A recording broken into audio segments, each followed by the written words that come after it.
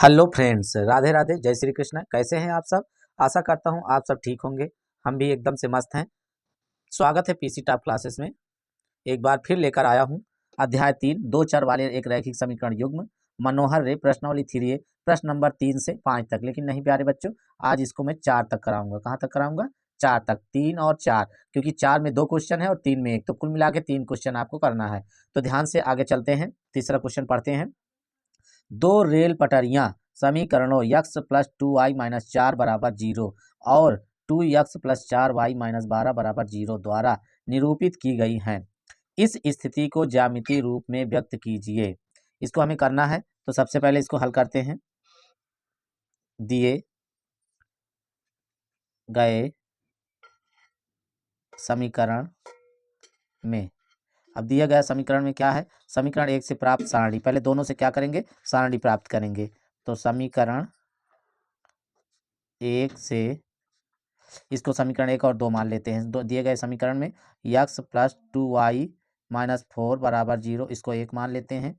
और 2x plus 4y minus 12 बराबर 0, इसको 2 मान लेते हैं। तो समीकरण 1 से प्राप्त सारणी। अब समीकरण 1 से प्राप्त सारणी सबसे पहले, तो समीकरण 1 आपका है यक्स प्लस 2y माइनस 4 बराबर 0। तो यहाँ से आप क्या करेंगे? यक्स और वाई को 4 को उधर ले जाएंगे, तो यह हो जाएगा 2y equal to 4 minus x. इसके बाद आगे लिखेंगे y equal to 4 minus x बटे 2, समीकरण नंबर 3। अब इससे हम क्या बना लेंगे? इससे बनाएंगे टेबल। टेबल बनाते हैं। ये है आपका टेबल, ये यक्स है और ये y equal to 4 minus x बटे 2। यहाँ से हम 3 मान रखेंगे। जब हम यहाँ पे 0 रखेंगे तो आएगा 2। जब यहाँ 2 रखेंगे तो 1 आएगा। देखो सॉल्व करके यहाँ चेक भी कर सकते हो आप। यहाँ 0 रखेंगे तो 4 आएगा, 2 दूनी 4। जब 2 रखेंगे तो 4 में से 2 गए 2, और 2 से 2 में भाग देंगे 1 आएगा। इसी तरह 4 रखेंगे तो क्या आएगा? 0 आएगा। अब हम आगे चलते हैं। समीकरण 2 से प्राप्त सारणी। अब हम समीकरण 2 से सारणी प्राप्त करेंगे। समीकरण 2 आपका क्या है? 2x प्लस 4y माइनस 12 बराबर 0। तो अब हम क्या करेंगे? 4y बराबर, ये उधर जाएगा प्लस में हो जाएगा, ये उधर जाएगा तो माइनस में हो जाएगा। तो y equal to 12 minus 2x बटे 4। अब हम फिर इसी तरह से टेबल बना लेते हैं। टेबल के बाद x बराबर 0 रखते हैं। जैसे ही 0 यहाँ रखेंगे तो ये 12 में से 0 गए 12, 4 तई 12, 3 आएगा। फिर यहाँ पे हम रखते हैं अगर 2, तो 2 दूनी 4, 12 में से 4 गए 8, और 4 दूनी 8, 2 आएगा। फिर यहाँ हम रखते हैं 6, 6 दूनी 12, 12 में से 12 गए आपका 0 आएगा, तो ये हो जाएगा 0। अब दोनों समीकरणों से क्या प्राप्त करेंगे? दोनों समीकरणों से प्राप्त हलों को आलेखित करने पर, अब दोनों को हम क्या करेंगे? आलेखित करेंगे। यहाँ पे देखिए, दोनों समीकरणों से प्राप्त हलों को आलेखित करने पर, अब हम क्या करेंगे? यहाँ पे दोनों को आलेखित करते हैं। स्केल उठाते हैं, इसको क्या करते हैं? बनाते हैं। इधर फिर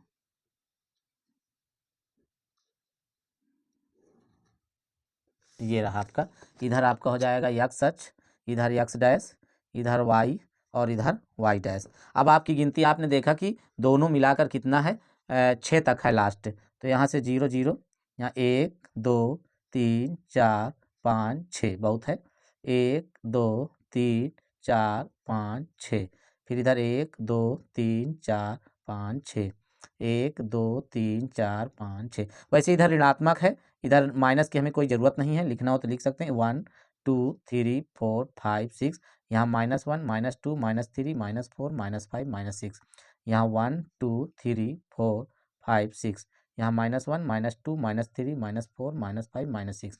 अब हम सबसे पहले क्या करेंगे? यहाँ से 0 2, तो यक्स का मान 0 और वाई का मान 2, तो यहाँ पे आएगा आपका 0 2, 0 2 लिखेंगे। ठीक है। अब इसके बाद 2 1, यक्स का मान 2 और वाई का मान 1, तो ये इसके सामने आएगा आपका, ये यहाँ आएगा, या आपका आ गया 2 1।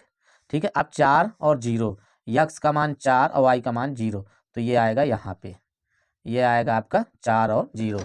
अब इसको हम क्या करेंगे, स्केल से सीधी लाइन खींच देते हैं ये। अब इसके बाद हम आगे चलते हैं।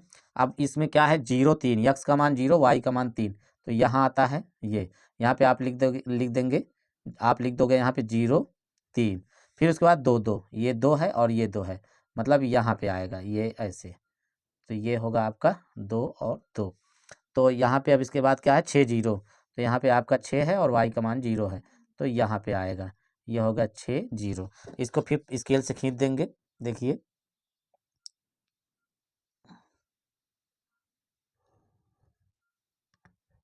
ये देखिए, तो ये दोनों कैसी रेखाएं दिख रही है, ये हमें दोनों समांतर रेखाएं दिख रही है, तो इन्हें हम यहाँ पे लिखेंगे, अतः दोनों आलेखों से, अतः दोनों आलेखों से स्पष्ट होता है कि कहीं भी किसी बिंदु पर रेखाएं प्रतिच्छेदित नहीं होती हैं, कहीं भी किसी बिंदु पर रेखाएं प्रतिच्छेदित नहीं होती हैं, इसलिए रेखाएं कैसी होंगी, इसलिए रेखाएं समांतर होंगी, क्या होंगी, समांतर। ये हमारा आंसर हो गया। ये आपका तीसरा क्वेश्चन हो गया। इसके बाद अब आगे चलते हैं चौथे क्वेश्चन पे। चौथा का पहला क्वेश्चन, इसमें 2 क्वेश्चन है, एक इसके बाद कराएंगे। 5 पेंसिल तथा 7 कलमों का मूल्य 50 रुपया है, जबकि 7 पेंसिल तथा 5 कलमों का मूल्य 46 रुपया है। एक पेंसिल का मूल्य तथा एक कलम का मूल्य ग्राफी विधि से हल कीजिए। हमें किस विधि से इसे हल करना है, ग्राफी विधि से हल करना है। तो सबसे पहले हम क्या करेंगे, वैसे इस विधि का अब विधान है नहीं रूल, लेकिन फिर भी दिया गया है मनोहर रे में, एनसीईआरटी के सवाल हैं, तो इसे पढ़ना अनिवार्य है। अगर इसे आप नहीं पढ़ेंगे तो बोर्ड में ऐसे क्वेश्चन आ सकते हैं, आ जाएंगे तो आप कर नहीं पाओगे, इसलिए वेरी वेरी इंपॉर्टेंट। ये सब आपके एनसीईआरटी के क्वेश्चन जो करा रहा हूँ, सभी के सभी एनसीईआरटी के क्वेश्चन हैं, इसलिए ये अपने आप में एक महत्वपूर्ण प्रश्न है। हल करते हैं, शुरू करते हैं। यहाँ पे माना कि एक पेंसिल का मूल बराबर यक्स रुपया और एक कलम का मूल बराबर वाई रुपया, ठीक है, यक्स और वाई मान लिए। अब प्रथम शर्तानुसार 5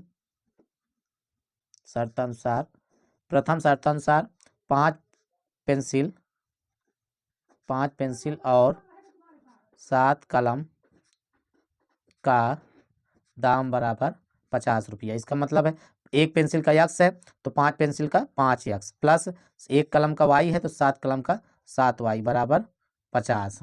समीकरण नंबर 1। अब चलते हैं द्वितीय शर्तानुसार। 7 पेंसिल और 5 कलम का दाम बराबर 46 रुपया है। 7 पेंसिल का मतलब है 7 यक्स प्लस 5 कलम का मतलब है 5 वाई बराबर 46 रुपया। समीकरण नंबर 2। अब हम क्या करेंगे, इसको ग्राफी विधि से हल करेंगे। ग्राफी विधि से हल करना। अब ग्राफी विधि से हल करना कैसे हल करेंगे, या ग्राफी विधि से हल इतना लिख सकते हैं, करना नहीं लिखेंगे तो भी कोई प्रॉब्लम नहीं है। समीकरण 1 से प्राप्त सारणी। अब हम क्या करेंगे, समीकरण 1 से सारणी प्राप्त करेंगे। आपका समीकरण है एक 5 यक्स प्लस 7 वाई बराबर 50, तो ये हो जाएगा आपका 7 वाई बराबर 50 माइनस 5 यक्स, या वाई इक्वल टू हो जाएगा 50 माइनस 5 यक्स बटे 7। समीकरण नंबर 3। अब यहाँ से क्या करेंगे, हम टेबल बनाएंगे। ये है आपका यक्स और ये y equal to 50 minus 5 x बटे 7। अब इसमें 2 या 3 ले लेते हैं बिंदु। देखिए वैसे तो 3 हम ले लेंगे, एक जो आपका मिलेगा वही आंसर होगा, लेकिन 2 लेने से भी कोई प्रॉब्लम नहीं है। तो माइनस हम यहाँ पे सबसे पहले -4 लेंगे तो प्राप्त होगा यहाँ पे 10। यहाँ पे रख के आप सॉल्व कर सकते हो। फिर यहाँ पे हम 10 लेंगे तो यहाँ पे प्राप्त होगा 0। फिर यहाँ 3 लेंगे तो यहाँ आएगा 5। इसी प्रकार समीकरण 2 से प्राप्त करेंगे। समीकरण 2 से प्राप्त सारणी, समीकरण 2 से प्राप्त सारणी, तो समीकरण 2 आपका है 7x प्लस 5y बराबर 46। तो ये हो जाएगा 5y बराबर 46 माइनस 7x, या y बराबर 46 माइनस 7x बटे 5। अब हम क्या करेंगे, इसका भी टेबल बनाएंगे।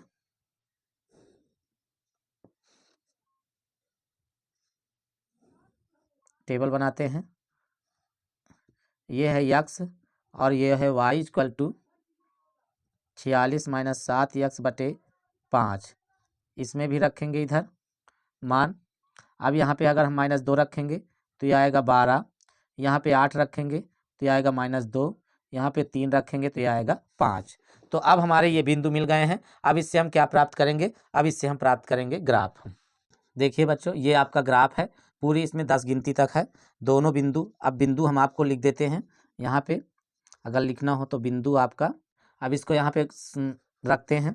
तो सबसे पहले -4, -4 आपका कहाँ है, x का मान यहाँ पे है और y का मान 10। तो ये जाएगा आपका यहाँ, ये आपका होगा -4 10, फिर 10 और 0, x का मान 10, ये आपका आएगा 10 यहाँ पे, और y का मान 0, तो यहाँ पे होगा, ये होगा 10 और 0। तो वैसे तो आपका 3, x का मान 3, y का मान 5 यहाँ पे आता है, कोई दिक्कत नहीं है।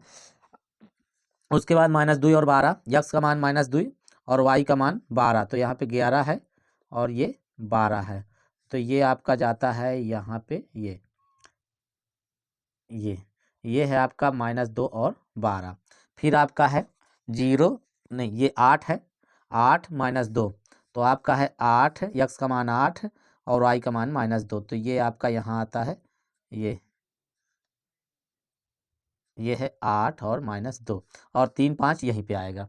अब इसको हम स्केल से मिलाते हैं दोनों को, जहाँ पे दोनों रेखाएं एक दूसरे को काटेंगी वही हमारा x और y का मान होगा। तो अब हम इसको बनाते हैं, देखिए ध्यान से। ये आपकी यहाँ आएगी, ये गोला यहाँ रहेगा, ये रहा। अब इधर से ये देखो रफ में है प्यारे बच्चों, इसलिए थोड़ा सा इधर उधर हो रहा है, उससे कोई दिक्कत नहीं है। यहाँ पे आपका ये है 3 और 5, तो इसलिए इसका आंसर होगा, यहाँ पे लिखेंगे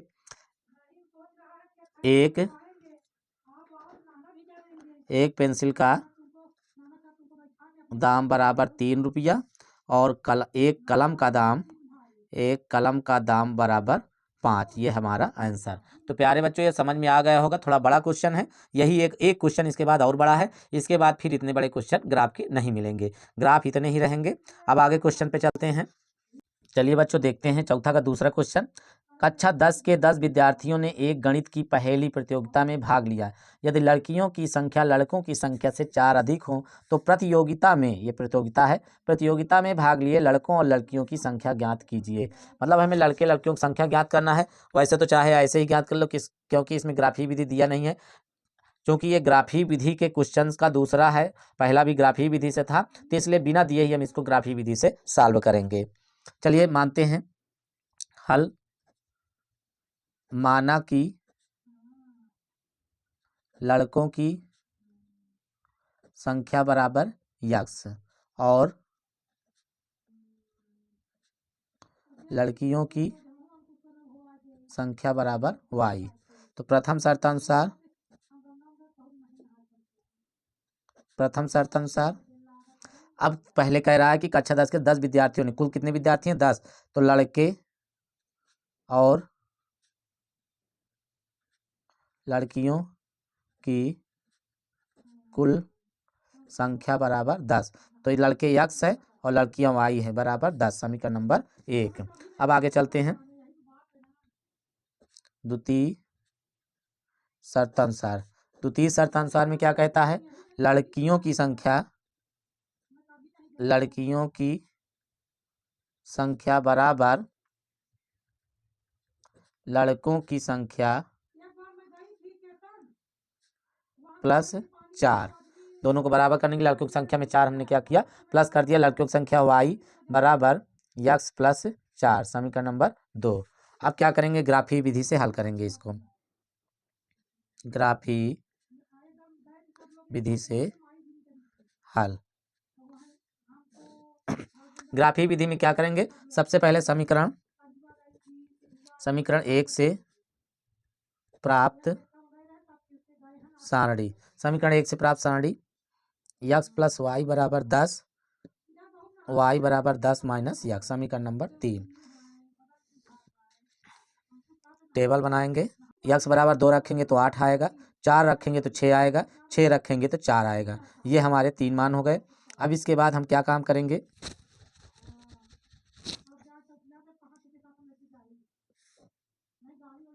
समीकरण 2 से प्राप्त सारणी। अब समीकरण 2 से प्राप्त करेंगे सारणी, तो समीकरण 2 है y बराबर x प्लस 4। टेबल बनाएंगे।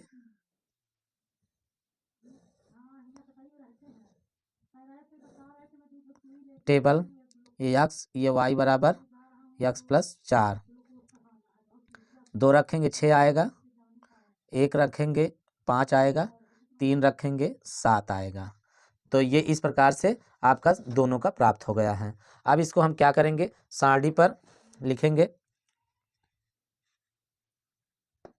समीकरण 1 व 2 से 2 को आलेख, समीकरण 1 व 2 को आलेखित, यहाँ पे लिख देते हैं, आलेखित करने पर। अब हम क्या करते हैं, ग्राफ लेते हैं। देखिए ये हमने खींच रखा है लाइन, इधर 0 से लेकर 10 तक, 0 से 10 तक, 0 से 7 तक, और ये अब आपका बिंदु है। देखिए यहाँ से आपका देख लेते हैं एक बार, 2 8 4 6 6 4 2 6, फिर उसके बाद 2 6 1 5 3 7। अब इसको हम ग्राफ पे बनाते हैं। सबसे पहले 2 और 8, x का मान 2 है और y का मान 8 है, तो ये हमारा इधर से गया, ये यहाँ पे आपका 2 8। फिर उसके बाद 4 6 है, x का मान 4 ये है और y का मान 6, ये यहाँ पे ये है आपका 4 6। फिर उसके बाद 6 और 4 है, x का मान 6 है और y का मान 4 है, तो ये आपका यहाँ हो गया। ठीक है। अब उसके बाद दूसरे वाले में देखते हैं, ये है हमारा 6 4, फिर 2 6 है, x का मान 2 और y का मान 6, तो x का मान 2 है और y का मान 6 है, तो यहाँ पे आता है ये 2 और 6। फिर उसके बाद 1 5 है, x का मान 1 है, y का मान 5 है, तो ये हमारा यहाँ पे आएगा। उसके बाद 1 और 5 है, तो और इधर आ जाएगा 1 और 5।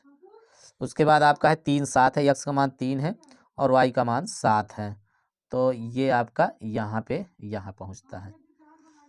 अब ये है आपका 3 और 7, तो दोनों को देखते हैं दोनों कहाँ कटेंगी। तो एक रेखा हमारी ये जा रही है, ये है, और दूसरी रेखा हमारी ये आ रही है, ये। तो हमारी जो कट रही है रेखा ये 3 7 पे, तो आता है, इसका मतलब है कि लड़कों की संख्या x माने हैं। आता है समीकरण 1 व 2 से प्राप्त आलेख से स्पष्ट होता है कि दोनों रेखाएं, अतः समीकरण 1 व 2 से प्राप्त आलेख से स्पष्ट होता है कि दोनों रेखाएं 3 5 पर प्रतिच्छेदित करती हैं। इसलिए लड़कों की संख्या बराबर 3, लड़कियों की संख्या बराबर 7 होगी। ये हमारा आंसर आ गया। ठीक है, तो प्यारे बच्चों ये आलेख के सवाल थे, अभी तक लगभग 4-5 सवाल कराया हूँ बहुत ही अच्छे तरीके से, और इसके बाद अब आलेख के सवाल नहीं है, आपके समझ में आ गया होगा। प्यारे दोस्तों के पास अपने शेयर कर दीजिए, लाइक कर दीजिए, कमेंट कर दीजिए। और अगर चैनल पर पहली बार हैं तो सब्सक्राइब कर लीजिए। धन्यवाद।